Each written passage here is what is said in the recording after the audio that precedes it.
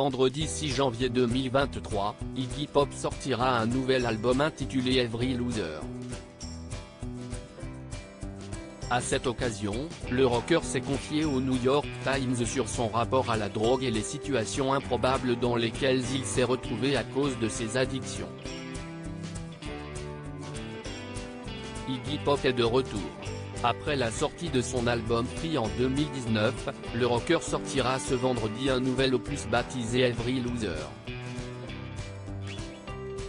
À cette occasion, le chanteur est revenu sur sa longue carrière dans les colonnes du New York Times. En toute transparence, il a également évoqué son addiction à la cocaïne qui a commencé dans les années 60.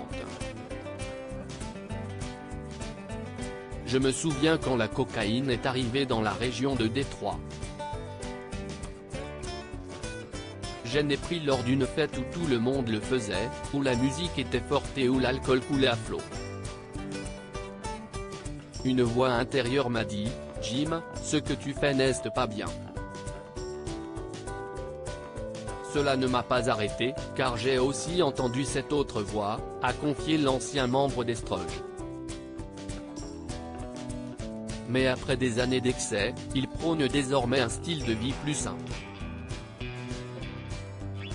Je me couche tôt depuis des années maintenant, a-t-il ajouté.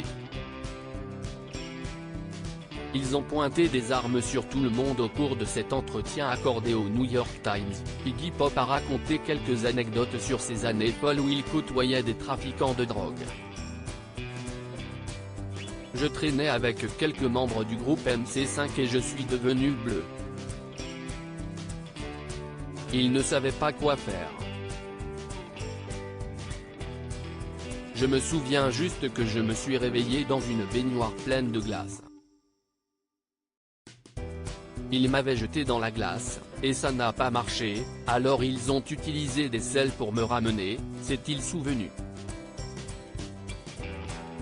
Des fréquentations douteuses qui l'ont conduit à faire face à la mort à plusieurs reprises. Une fois, à Hollywood, j'étais dans le même appartement que quelqu'un qui avait un grand stock de cocaïne, et il s'est avéré qu'elle avait été volée.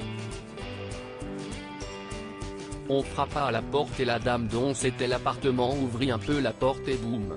Un gros gars a fait irruption, puis un tas de gars derrière lui, tous armés. Ils ont pointé des armes sur tout le monde, et pendant qu'il essayait de savoir quoi faire de nous, l'un d'eux a dit, « Si est Iggy. Laisse-le partir », a-t-il expliqué.